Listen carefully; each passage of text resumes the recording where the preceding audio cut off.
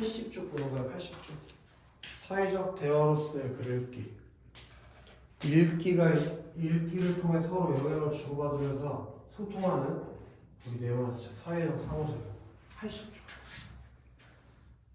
읽기가 일방적으로 필자가 독자에게 의미를 전달하는 게 아니라 서로 뭐 하는 거라고 순서? 그런 사회적 상호작용임을 이해하네. 그리고 읽기를 통해 자신의 상황이나 사회문화의 맥락을 고려하여 생각을 형성하고 이걸로 다른 사람과 생각을 주고받을 수 있다는 걸 이해해보래. 오케이. 등남운동장 이야기라고. 등남운동장 이야기. 이거 학교에서 했으니까 내용 다 알겠네.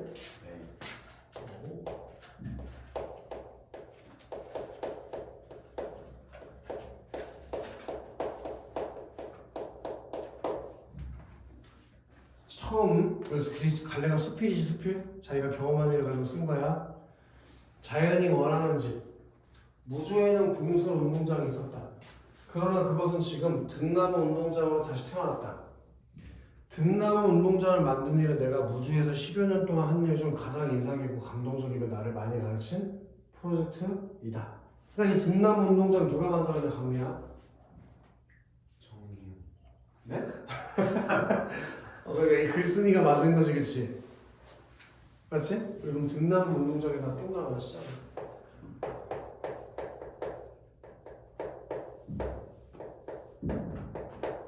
방금 얘가 이런 얘기를 했네. 10년 동안 한 일 중에서 가장 감동적이고 인상 깊고 많이 가르침을 받았다는 거라며. 그럼 이 등나무 운동장에 대해서 글쓴이가 뭘 가지고 있다는 걸 알 수 있어? 애정을 가지고 있다는 거에다 동그라미 쳐줘야겠지. 애정. 확실하게 10년 동안 한 일 중 가장 잘한 일이잖아. 예를 들어 승서가 최근 한 3년간 한 일 중에서 가장 잘한 일. 우리 국어학원을 측정한대. 뭐 이런 것처럼 예를 들어서 말이야. 이렇게 비웃어 뒤에서 심심. 한마디로 말해 모더니즘 건축이 놓인 자연과 인간의 교감, 과학 감성을 내게 일깨워준 작업이었다. 거기 밑줄 하시자. 자연과 인간의 교감과 감성을 내게 일깨워준 작업. 왜 이 등나무 운동장에 애정을 가졌냐면 자연과 인간의 교감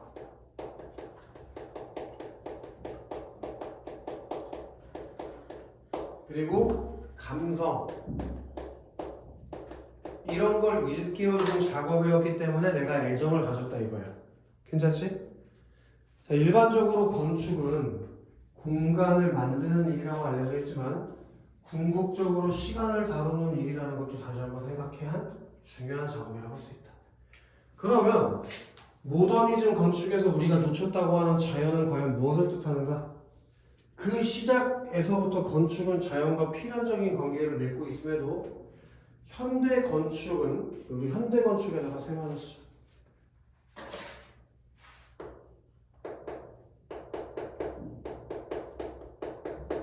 세워놨죠. 현대 건축은 자연을 본격적으로 대접하지 않고 조경이라고 하는 부수적인 측면에서 인공적으로 다루려고 했다. 봐봐. 왜 세워졌냐? 현대 건축은 자연을 부수적인 측면에서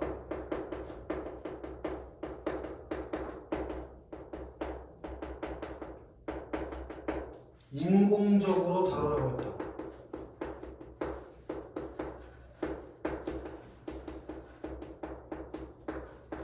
그렇게 자연을 인공적으로 다루려고 했다는 점에서 현대 건축에 대한 무슨 태도를 가지고 있는 거야? 글쓰기가 부정적 또는 비판적 시각을 가지고 있다는 거 확인할 수 있겠지, 그치? 즉 모더니즘 건축에서는 건축이 마치 자연 위에 군림하는 듯했다. 형광펜 치면 좋아. 모더니즘 건축에서 건축이 자연 위에 군림하는 듯했다.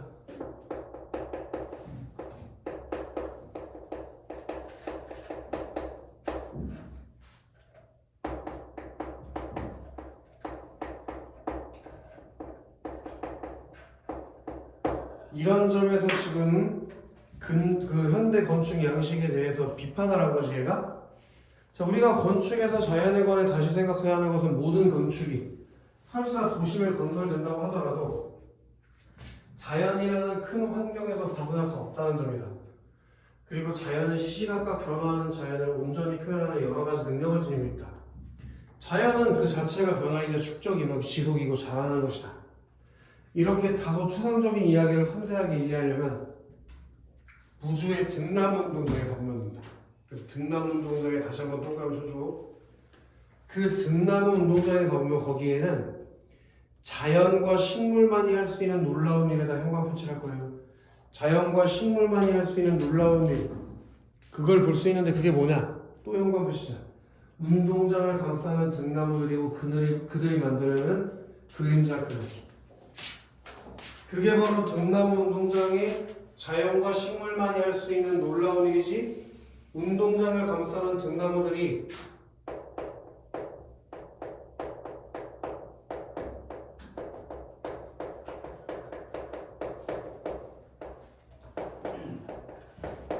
뭘 만들어낸다고? 그림자 그늘을 만들어낸다는 거. 됐니? 공설 운동장 관중석을 뒤덮은 등나무 그늘은 여기도 형광펜을 쓰자. 그 자리에 앉은 많은 이에게 따가운 볕을 가려주는 거야. 그 자리에 앉은 많은 이에게 따가운 볕을 가려주는 거야. 그게 등나무의 뭐라고? 가치. 등나무가 어떤 가치가 있대? 등서? 등나무가 어떤 가치가 있어? 그 자리에 앉은 많은 이에게 따가운 볕을 가려주는. 그치, 따가운 햇볕을 가려주는 첫 번째 가치가 있어. 물론 봄에, 잔자 넘어가야지. 봄에 바로 형광빛을 할 거예요. 보라색 등꽃을 피워 이 세상 어느 곳에서도 체험할 수 없는 빛과 향기를 선사한다.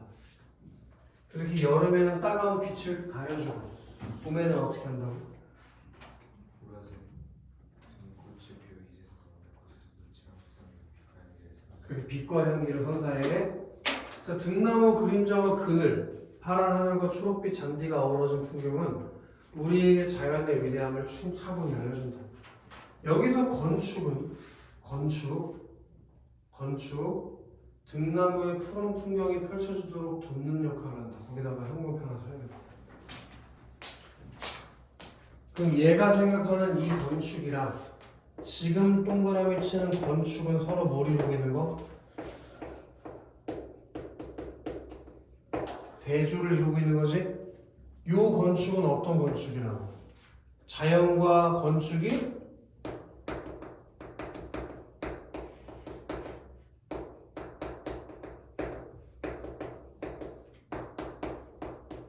조화를 이루고 있는 것.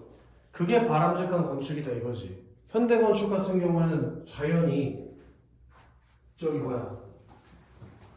건축보다 자연이 더 아래에 있다고 했잖아.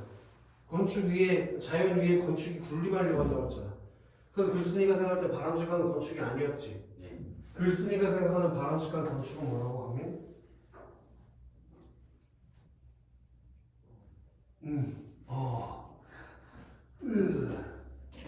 또 강민이가 비명지를 하고 글쓴이가 생각하는 바람직한 건축이 답을 못하면은 허벅지가 터질 수도 있어. 무슨 새끼 빨리 말해. 거기 써있잖아. 똑바로 글씨로 바람직한 건축이 뭔지 말을 해. 에이씨. 자연이랑 건축이 조화를 이루는 거 겁니다. 뭐라고? 자연이랑 건축이 좋아요. 그래, 그게 글쓴이가 생각하는 바람직한 건축이라니까. 콜라 좋아하는 겁니다. 가방에 왜 콜라를 넣고 다녀? 저기서 치킨이라도 먹었나? 그러면은 순서. 얘가 생각하는 바람직하지 않은 건축은 뭐야?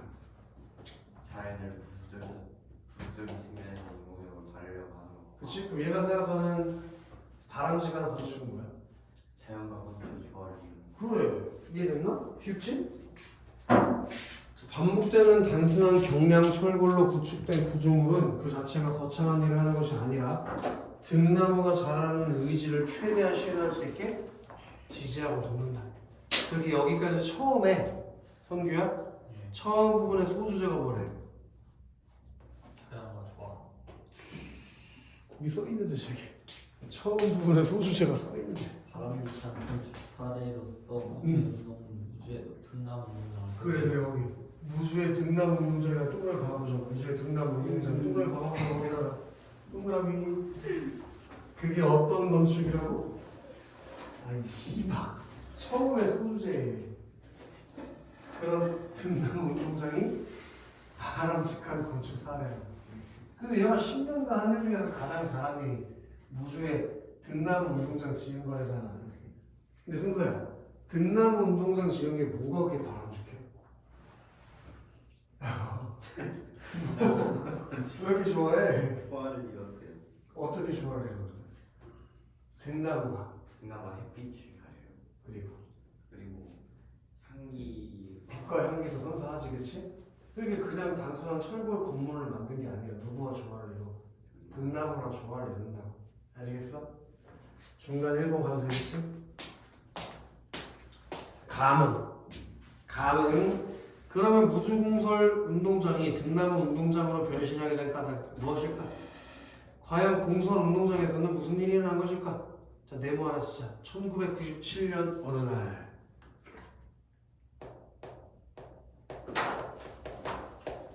이게 시간적 배경이 되겠지, 그치 강민아?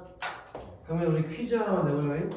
강민이가 이 퀴즈를 바로 맞추면 오늘 5분에서 10분 일찍 끝내줄게. 강민아, 저 등나무 운동장 있잖아. 누가 만들었어? 오, 잘했다. 그 사람이 만든 거지? 그럼 1997년 어느 날에 어떤 일이 있었겠어? 만들 수 있는 계기가 있었겠지, 강민아? 내가 널 너무 무시했나 보다. 그래. 여기 82쪽까지만 읽고 보내줄게. 그럼 화이팅 할 수 있겠지? 오. 그치, 성규야? 확 집중할 수 있겠어? 자, 1997년 어느 날 나는 무주에 회의하러 갔다. 회의가 끝나고 점심을 먹던 중 갑자기 무주군수가 무주군수한테 동그라미 쳤네?